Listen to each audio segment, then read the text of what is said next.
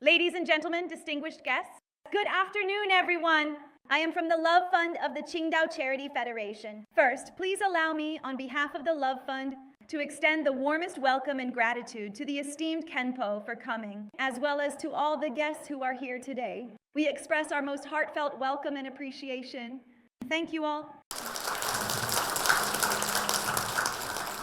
Today at our charity forum, we are joined by successful entrepreneurs from all over the country who are engaged in philanthropy, as well as caring individuals who are passionate about public welfare, and many dedicated volunteers. I see that this theater has already reached the highest attendance since it opened in its history. It is packed to capacity. Moreover, our love and positive energy are overflowing.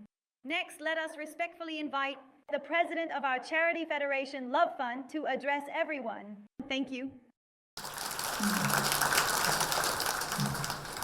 Respected Khenpo Sodargye and all my dear friends, good afternoon to you all. Bathed in today's beautiful morning sunlight, we gather here. We once again have the honor of inviting the renowned eminent monk.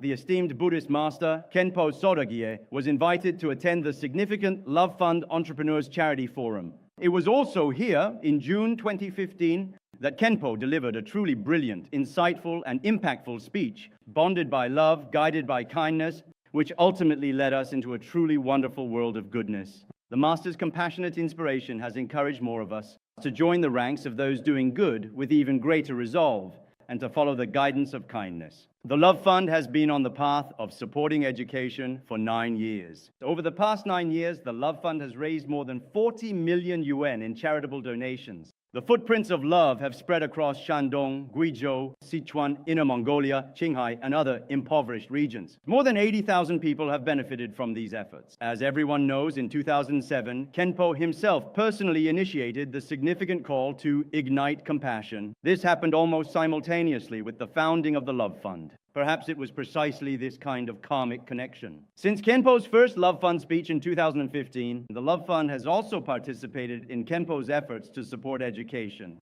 especially the Loving Lunch and Loving Teaching Assistant projects, which have been carried out in depth in the Ganzi region of Sichuan. There is always a force that inspires us to move forward. Last night, the closest full moon to Earth in 68 years allowed us to truly feel the profound power of closeness. Today, we are incredibly fortunate to meet Khenpo in person and truly experience the power of the faith. This power is like a beam of light, capable of truly dispelling the darkness around us. This immense power is a direction, guiding us on our journey forward, making us even more profoundly determined and truly fearless in our endeavors. Now, with immense anticipation and the warmest applause, let us extend a heartfelt welcome to the highly esteemed and revered Khenpo Sodargye, who is here to enlighten us on the profound and deeply insightful question: what is the highest realm for entrepreneurs? Respected President Chen, dear friends from the esteemed Love Foundation, as well as dedicated entrepreneurs and generous philanthropists from various distinguished places, I am truly very pleased that we are all gathered here together to learn today. First and foremost, I would like to express my most sincere and special thanks to the Love Fund of Charity Foundation and many other notable charity organizations for all the profound and unwavering support they have generously provided to the impoverished and vulnerable children residing on the vast and challenging Tibetan Plateau, for their numerous and invaluable contributions, and for their countless acts of selfless love and compassion, which have truly transformed the lives and positively shaped the destinies of these young individuals. At this significant moment, I would also like to extend my deepest and most heartfelt gratitude and express my special thanks to all the incredibly dedicated staff and truly wonderful volunteers of the Love Fund for absolutely everything you have diligently and tirelessly done in just these very few short years, all the truly good deeds and extensive charitable work you have consistently and compassionately carried out, in fact, for our society too, and for all of humanity as a whole, indeed. These are truly meaningful endeavors that benefit society as a whole. Today, the topic we have gathered here to explore together is: what is the highest realm for entrepreneurs? When it comes to discussing the realm of entrepreneurs, I think that all of us here today, in our lives, each of us experiences different realms or levels of existence and understanding.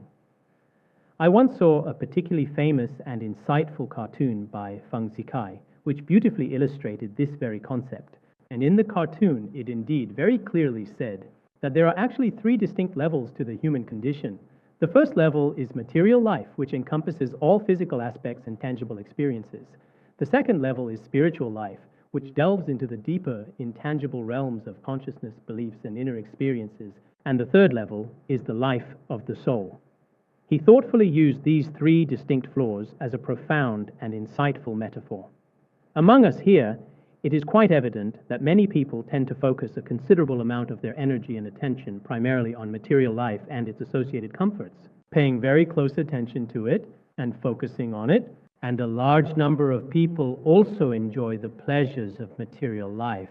There are also some who seek fulfillment through spiritual pursuits, including artists, entrepreneurs, writers, and other creative minds. And there are even some people who go beyond this to pursue the deeper life of the soul.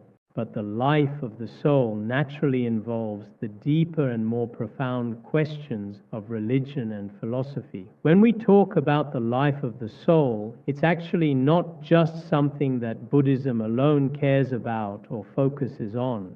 I think throughout the entire course of human history, there have always been those who are deeply concerned with the life of the soul. There was one ancient Greek philosopher named Democritus. Today, I actually shared one of his profoundly wise quotes on my Weibo account. Democritus, as a matter of fact, was born around the 4th or 3rd century BC in ancient Greece. He was indeed the most unique and influential representative of atomic materialism philosophy. What kind of remarkable philosophical concept did he thoughtfully propose at that time? He wisely observed that our daily happiness and unhappiness naturally come from the spiritual essence of the human soul. Likewise, in a similar fashion, our ethical good and evil also come from the very depths of the human soul. Moreover, each person's unique individuality and distinctive character, each person's living conditions are all truly unique and distinct. His profound theory, in fact, appears to us as a fundamental materialist doctrine. But I personally still think that some of his views are especially similar to the Buddhist theory of cause and effect. In Buddhist causality, it is also said that the family that does good and accumulates virtue will surely have blessings to spare, while a family that accumulates evil will surely have lingering misfortune. In other words, whether in our ancient culture or in Buddhism, the fundamental concept that good behavior is rewarded with good results and evil conduct is repaid with evil outcomes is extraordinarily similar. Therefore, as I just mentioned previously, Democritus's comprehensive philosophical theory is sometimes quite fascinating. Perhaps some of you who are Buddhists or philanthropists, or for those who somewhat believe in these concepts, I am also diligently studying them, because some of his theories are in direct conflict with the later ideas of Plato. Some historical records explicitly state that he had 52, including different theories such as astronomy and geography. But because his ideas eventually conflicted significantly with those of Plato, many individuals wanted to completely burn his controversial works. Up to now, what remains in human history is actually not very much. So, what did he ultimately do in his advanced later years? He deliberately blinded himself completely. Many puzzled people asked him why he did this drastic thing. He calmly said, "So that I can truly see everything more clearly than before." What he truly meant was he deeply desired to look inward and get much closer to his authentic inner self. This sentiment is quite similar to the insightful saying, "Too many vibrant colors can overwhelm and blind the eyes, just as too many discordant sounds can completely deafen the ears." This is quite similar to Laozi's philosophy, because all kinds of external things might make us blind, make us deaf and mute. That's the profound and underlying reason for him becoming like this. In the end, he even tragically blinded himself. This particular perspective, in fact, is his unwavering pursuit of the highest spiritual life for all of humanity. But such a spiritual life Perhaps many of you philanthropists today, including some entrepreneurs, may not fully agree with this particular statement or perspective. No matter what, today I really actually want to use this profound approach to inspire everyone to deeply consider and truly think.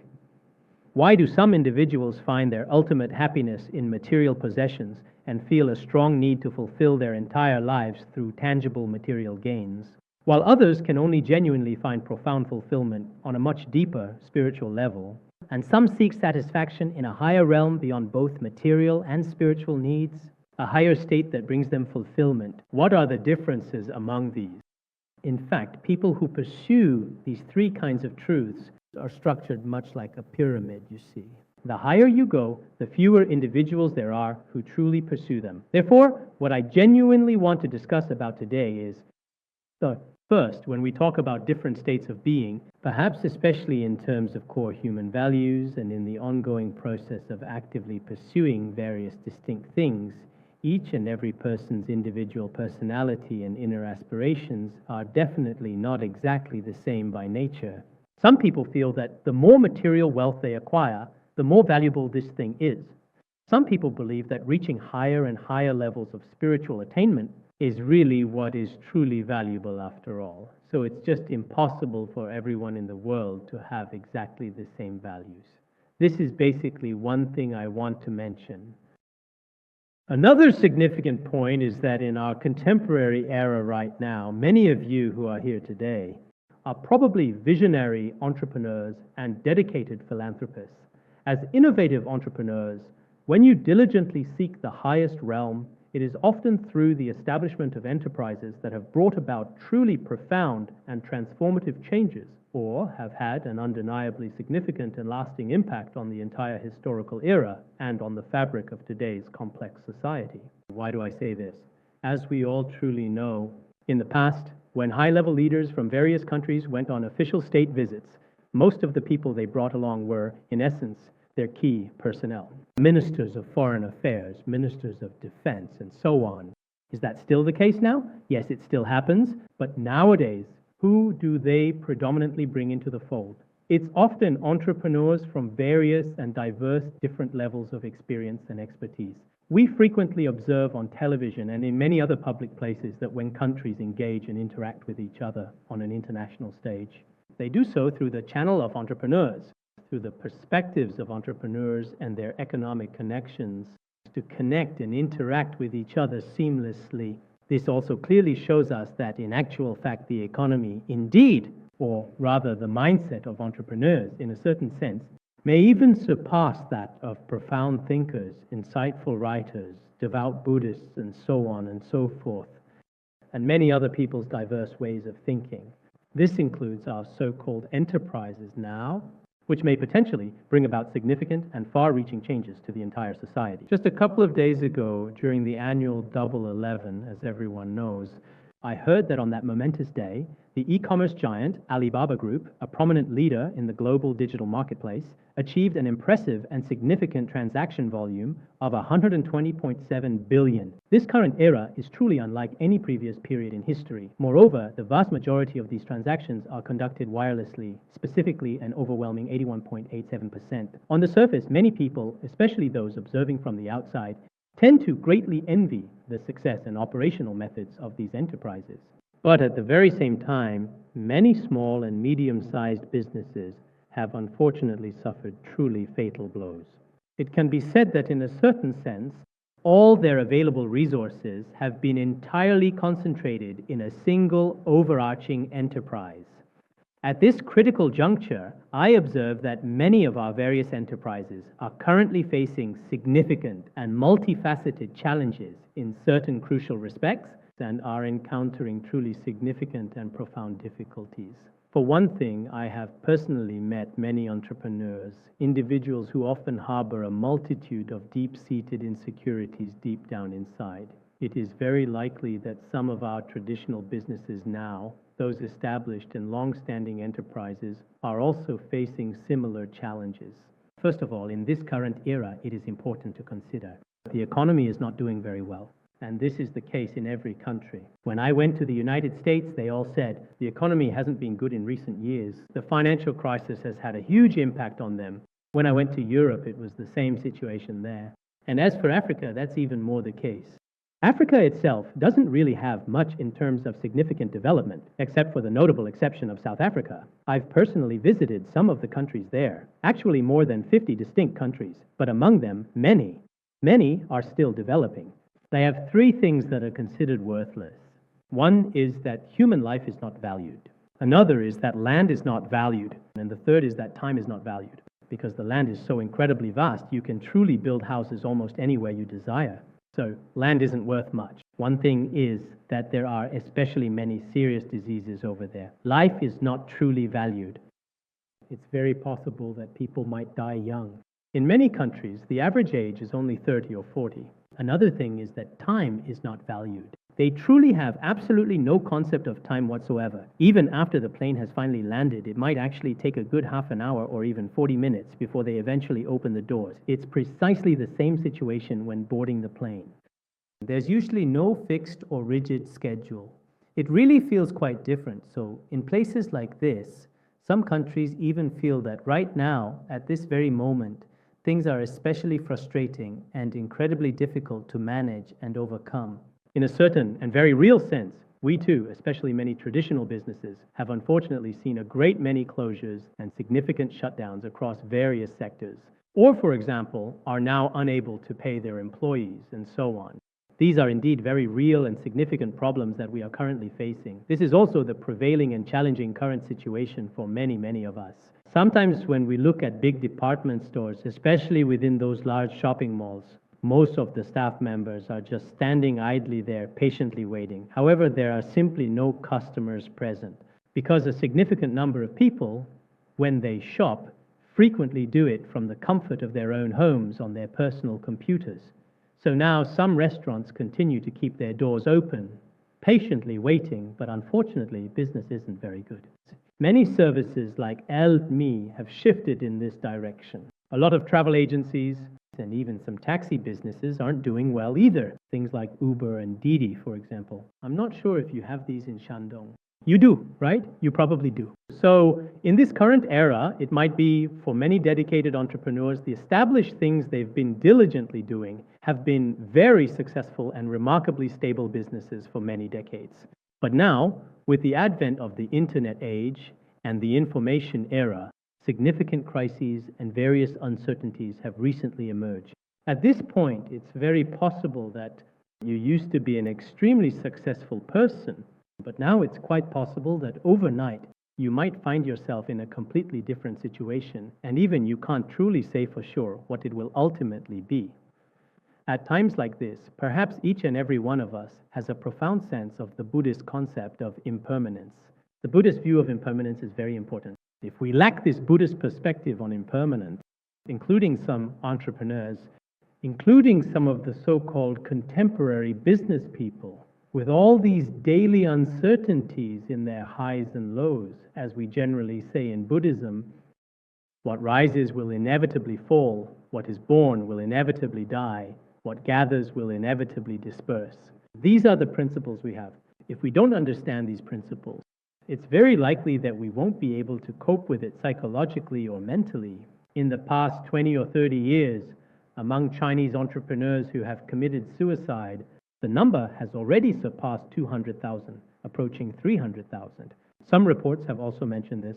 There are also many entrepreneurs suffering from depression and anxiety disorders, which is extremely common. There are just so many cases. Given this current situation, we probably really need to significantly adjust our mindset. Some time ago, I vividly recall Jack Ma gave a speech at the School of Management at Tsinghua University. During his insightful speech, he said, "When business people reach a particular level, they can't do without Buddhist philosophy." I truly agree with this statement. People like them may seem very successful on the surface, but in reality, they also have many worries. They suffer even more and are even more anxious. It's entirely possible that a huge amount of wealth from all over the world could fall into your hands overnight. But it's also possible that in the end, you yourself become the most pitiful and the most fearful person. This is possible.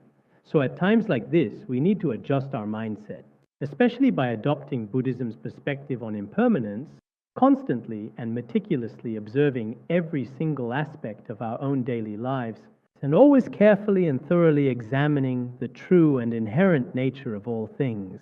Today, I'm not speaking to you about Buddhism in the name of a business, but in my heart, I sincerely hope that many entrepreneurs, you too, should use the Buddha's philosophy and the Buddha's wisdom to reflect on your own life.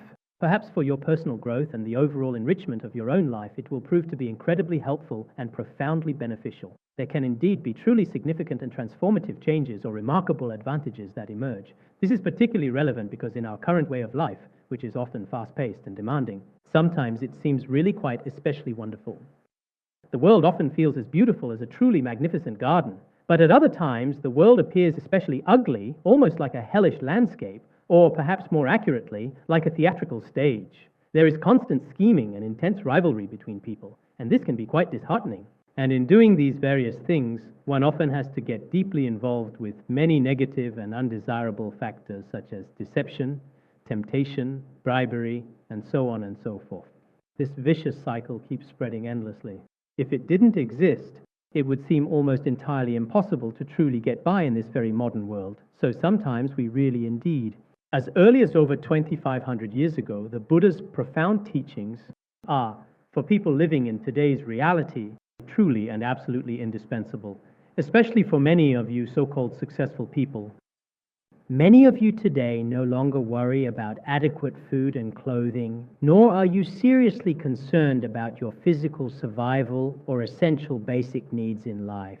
But have you truly attained within your soul the authentic happiness and lasting joy that people really need?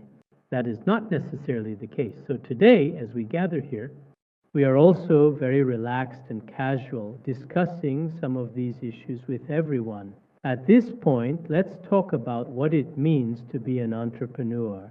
Everyone should know that so-called entrepreneurs actually play a significantly positive role in driving the economy of the entire society. They have a truly positive impact. Such individuals can be truly called entrepreneurs if someone strives solely for their own family's well-being or personal life's comfort. Someone who works diligently and tirelessly just for themselves. At most, we can accurately call them a businessman or a simple business operator. Everyone knows about writers, scientists, and Buddhist scholars. When the word jia, meaning expert or master, is thoughtfully added to a particular field, many people tend to pay close attention because among the general public, those who truly benefit society as a whole and the economy as a whole, those who genuinely bring value to society in these aspects, we can all confidently and accurately call them dedicated entrepreneurs. So, I was particularly pleased to hear today that among those distinguished individuals present here, especially many highly successful people from the esteemed Love Foundation, have indeed always deeply cared about our society in the past. They have shown concern for elderly people living alone in remote areas, as well as for children who are unable to attend school, including the families of inmates in prisons across various regions nowadays, and have shown great care for them as well. It can be said that businesses should often pay attention to the vulnerable groups around us. Of course, some people think that so-called businesses can barely keep themselves financially afloat. So how could they possibly engage in charitable endeavors and so on and so forth? But in reality, should entrepreneurs truly be involved in charitable endeavors, it is certainly something that absolutely must be done. Many of our innovative ideas here in this very discussion are actually quite a bit different from those found in the Western world, especially within the United States of America. In many significant aspects in the United States, almost every family regards charity as something that every single person and every household is truly obligated to do. For them, it's families or their fundamental mindset. From childhood, they believe this is only natural. But in the minds of many people in our Han regions, charity is often only for those who have an excess of money they simply cannot spend. It is something that only wealthy people truly do, and that ordinary people like us don't really need to do charity at all, or so they believe in their perception. This kind of thinking is profoundly and entirely wrong. A considerable amount of time ago, at a very important and well-attended charity forum, I mentioned that charity is about the heart. In fact, it's very important for each of us to have this kind of heart. It's not necessarily about donating goods or money. Of course, if you have these, you can change the fate of the beings around you. We are especially truly happy to see that. But more importantly, each one of us, indeed, should have a sense of responsibility towards society and toward our families. This profound sense of responsibility in Buddhism, we often call a truly kind heart. For entrepreneurs, having such a genuinely kind and compassionate heart is, in my opinion, the highest state one can reach. Today's topic is also presented in a question and answer format, which will be quite engaging. What is the highest state for an entrepreneur? I believe it is to do good and to practice virtuous deeds.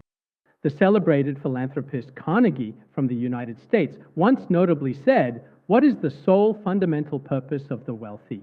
It is to do good." I believe this insightful statement carries a very profound moral meaning. Many of us, once we have money, having wealth is a good thing. It is a sign of good fortune. But after becoming truly wealthy, do we only think about our own beloved children and our own immediate relatives? Beyond that, if we make absolutely no contribution or give nothing at all back to society, then what is the true purpose of our wealth? In fact, that is truly a kind of profound shame, a significant and substantial obstacle, because when you alone possess such an abundance of valuable resources and all the other individuals have absolutely nothing, it is also a truly great and considerable loss for us as a collective society. Therefore, all of us gathered here today at this very moment, in our continuous daily lives from now on, as long as we can sincerely change our mental mindset in this spiritual way, it is remarkably, extremely important. Without this vital understanding, even within authentic Buddhism, it is indeed very difficult to effectively practice. In Buddhist practice, we often talk about the 6 paramitas. And among them, the perfection of generosity is the first. Within the perfection of generosity, there are material giving, Dharma giving, and fearlessness giving. So-called material giving refers to what we now often call charity and making donations. So-called Dharma giving is what we now often refer to as education, which is essentially the sharing of knowledge and wisdom, passing on the truth to others. In fact, this is also a form of charity. Some of us here are philanthropists who may have some significant financial difficulties in helping others, but you can still pass on many profound truths to those with whom you have a deep karmic connection. You can become a dedicated volunteer teacher for others and share with them many, many valuable insights, Buddhist principles, truths, Confucian thought, Buddhist philosophy, and so on. In this way, this is also a form of Dharma giving. This too is called being a philanthropist. There's also a type called fearless giving, which means when we encounter other sentient beings, those living creatures who possess the capacity for feeling and perception and whose very existence and lives are gravely threatened by imminent danger, we feel a profound moral imperative to intervene and actively rescue them from the impending peril of the butcher's sharp and unforgiving knife. This is also a form of charity and also a kind of giving and contribution. According to the Buddhist perspective, the view is that generosity or giving is indeed the very first of the 6 perfections and myriad practices. In your future lives to truly come, perhaps some of you here may sometimes wonder and even ponder, some of us here are indeed some Buddhists, while some have not studied Buddhism. But when we engage in acts of profound charity, relying on deep Buddhist perspectives and principles, it can be accomplished in a much more systematic, structured, and orderly manner, ensuring greater efficiency and precision.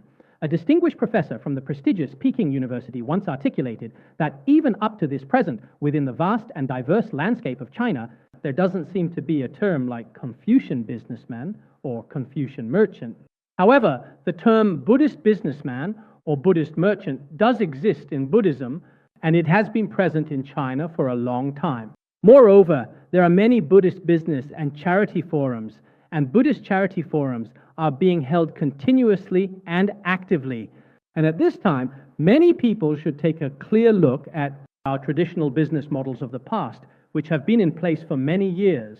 Now, when people have earned a certain amount of money, Those who are wealthy can use part of their fortune for charitable giving. Of course, I also do not recommend that many entrepreneurs desperately urge everyone to donate to the point where the business itself becomes impoverished, or even their employees have no money left. I do not recommend this approach, because what we call charity or giving should be done freely when you are not being stingy yourself. And when you don't feel pain or reluctance about it, you can give as you wish. Otherwise, some businesses may not even be able to sustain themselves, yet they keep on donating money, even when the lives of their employees and themselves are extremely lacking. If they keep donating all their resources, I'm afraid this is not a very good or effective approach. It should be clearly stated that when you possess a certain significant amount of resources, you can also generously donate a meaningful portion of them. I recently read a fascinating book called Farewell to the Tycoon. It features many successful Chinese philanthropists, including famous people like the educator Yu Minhong, the entrepreneur Wang Shi, and the businessman Niu Gensheng, and many others. It talks in great detail about how they used to approach things in the past, and also what they are doing now. Of course, personally, I think some of them are doing a really great job indeed, while others may admittedly not be doing quite as well in practice. In any case, once we genuinely have this kind of transformed mindset, it's different from before. In the past, when people had money, they would just enjoy it themselves. Just now, we saw on the screen, whether it's in Guizhou, Yunnan, or Tibet, and in so many other places, their actual lives are indeed filled with a lot of serious hardship and pain. A single normal meal for someone in the comfortable city, or a piece of clothing for a city dweller, or just a small amount of daily money for people in the developed city might be totally enough to help a rural child who has been forced to drop out of school get another valuable chance to go back to school properly. It could also give some elderly people or patients who can't afford medical treatment a chance to truly regain their lives and their future. This is all possible because of the charity and support from all of us. Our collective strength can make these choices possible. I truly admire those real philanthropists. I rejoice in what they do. In the past, the great sages often said, "Heaven and earth have the virtue of cherishing life." In fact, our world has an inherent energy, a profound power that truly nourishes and gently sustains all living things. Some of us truly are like the sun. No matter where we go, we consistently bring sunshine and comforting warmth to everyone, providing the essential power for significant growth, offering different kinds of nurturing strength and vital support. This truly requires philanthropists to possess a genuine and heartfelt love within their hearts. Such a profound love can actually and significantly change the entire environment around us. And it can also deeply transform the lives of many unfortunate people. It can even profoundly change ourselves from being extremely selfish and deeply anxious, a particularly troubled and distressed state of mind and being. But later, after you have joined such a dedicated and supportive team, you will undoubtedly witness your own profound personal growth and development, observing your compassion and empathy steadily increasing day by day, and your true selfless altruistic practice reaching ever higher and more impactful levels of expression. From a Buddhist perspective, this is called the great compassion and the bodhicitta of the Mahayana tradition. Sometimes what we call great compassion and bodhicitta we recite very fluently in our prayer books and in our daily practices. When we talk about it in front of others, we can speak eloquently and at great length.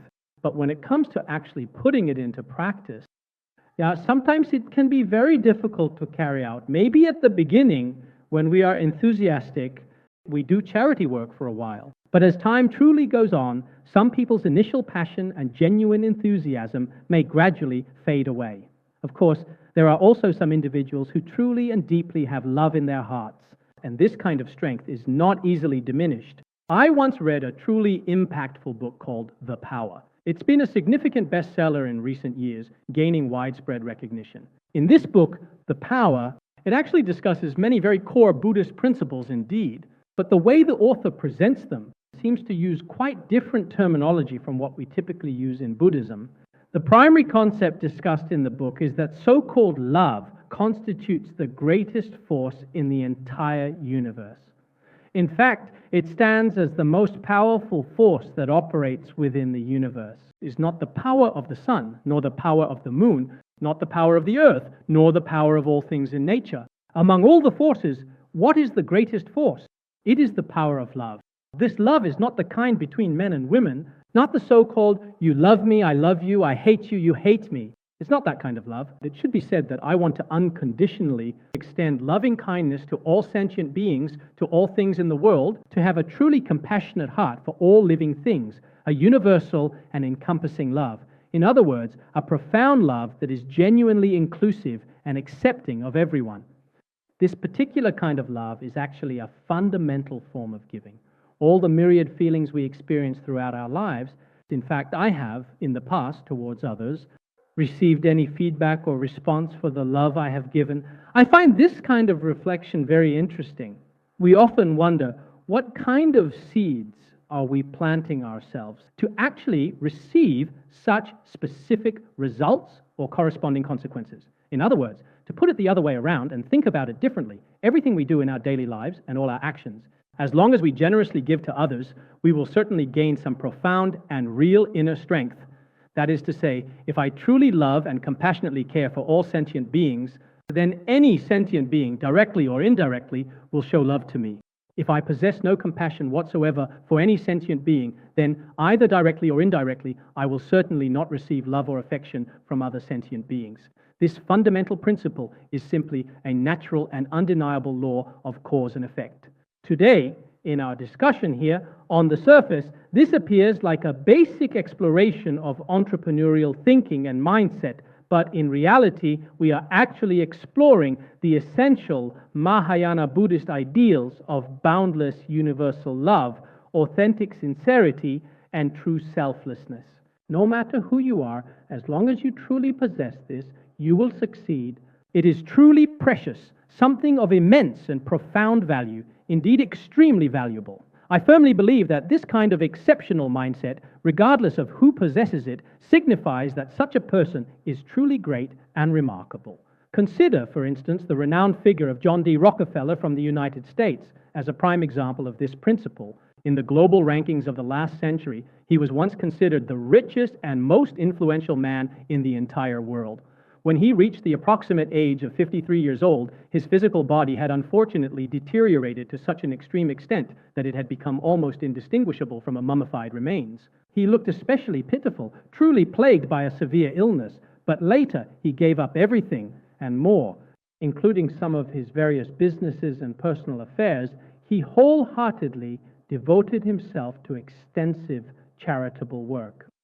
Later, many people firmly believed that because of the profound power of charity, he lived an additional 45 years longer, ultimately passing away at the remarkable age of 98.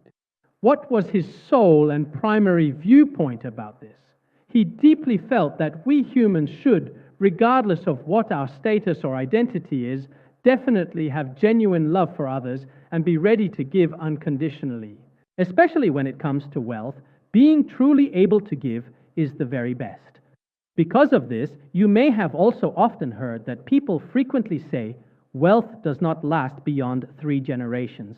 But it is widely said and generally acknowledged that his esteemed family has remarkably lasted for an impressive 5 or 6 generations, and his numerous descendants have consistently enjoyed this profound happiness and remarkable prosperity. I think some prominent entrepreneurs in various Western countries began their altruistic work entirely under the profound influence of their religious backgrounds.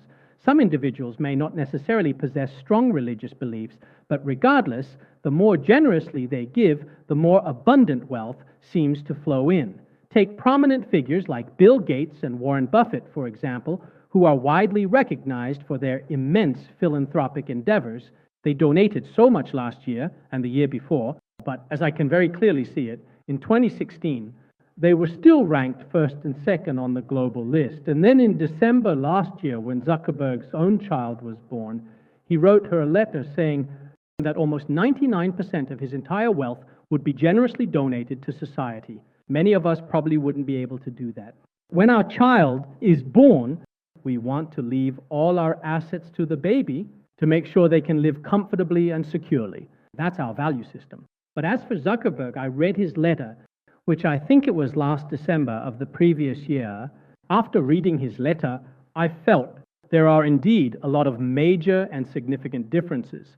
At that particular time, 99% of his entire wealth, which was approximately 45 billion US dollars, was all generously donated to society and charitable causes. So what kind of real inheritance did he actually leave for his own child then? It was spiritual wealth, the wealth of love, and the wealth of giving. This is quite significantly different from our current established way of thinking and approaching things.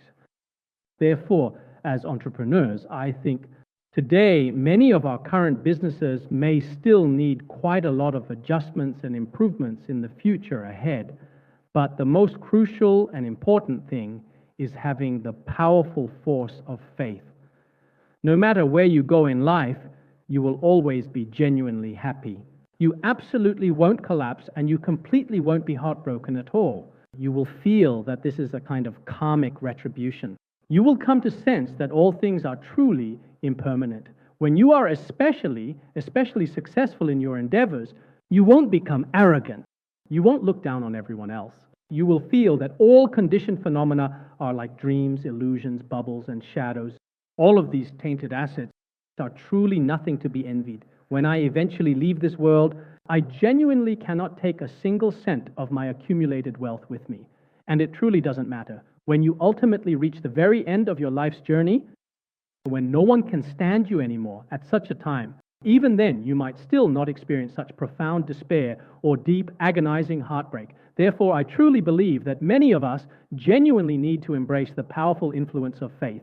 If you truly have the profound power of unwavering faith, then, on one hand, the substantial wealth you indeed acquire, a truly significant portion of it, will go toward helping those pitiful sentient beings in need. On the other hand, toward your employees and the people around you, you will also show a certain level of care. Just yesterday, I had the opportunity to visit a company, and the boss there thoughtfully said, "One of my dedicated employees has been with me for well over 10 years. He added, "Not only do I genuinely care about his life, but also about his children and his parents. I make sure to care for them all and pay them their salaries." Actually, I truly and completely agree with this philosophy, because in a company, if there are 100 employees, then there are 100 families, each directly supported. And around each member of those 100 families, there are their parents and their children. All of these important people need to be carefully cared for by our company. Therefore, in a certain sense, entrepreneurs are responsible for the whole society. You could even say it's very much like being the esteemed president of a large and important country. Sometimes it's quite difficult for the governments of their countries to truly and effectively solve the various problems we encounter in our daily lives. In this era, as I mentioned at the beginning, there's little emphasis on literature and not much on art either, and even less on religion. So what do people value? They value entrepreneurs in the economic society. They value the role entrepreneurs play in today's internet age, with all sorts of strange and novel products. At that particular time, we truly had a profound sense of nobility to fully understand the current situation. And at the same time, we needed to be responsible for every sentient being around us. Also, some of our enterprises have a responsibility to society as a whole, to all of humanity. This includes whatever products you make, whatever things you do. You should try your best to avoid vicious cycles. Don't make money by creating negative karma. If you make too much money through negative means, you will find that it often comes with significant and undesirable consequences. It may not necessarily bring you true happiness. It may not necessarily bring you real and genuine true happiness. My profound thought is, for all of us gathered here today, so many truly compassionate and deeply caring individuals are wonderfully present with the pure and noble intention of boundless love, operating under the immense and transformative power of universal love. Each and every one of us inherently possesses the remarkable and significant potential to profoundly benefit all sentient beings. Benefiting sentient beings in all aspects of life and in all ethical value systems, I deeply believe, is absolutely the most meaningful and important thing. Therefore, I earnestly hope everyone will use compassionate love to equally benefit all sentient beings without any partiality.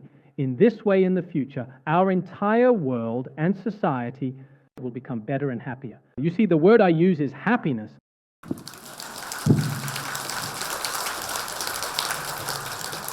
We are deeply grateful to Khenpo Rinpoche for bringing us such a wonderful speech and compassionate teachings. Thank you. We are truly grateful. Let's give another resounding round of applause, a heartfelt thank you. I truly believe that everyone gathered here feels as if they've been enlightened and deeply moved, and our hearts are filled with Dharma joy and abundant gains. I believe that with the blessings of Khenpo Rinpoche, our future lives will be even more successful, happy, and complete. Due to time constraints, Khenpo Rinpoche's speech will conclude here.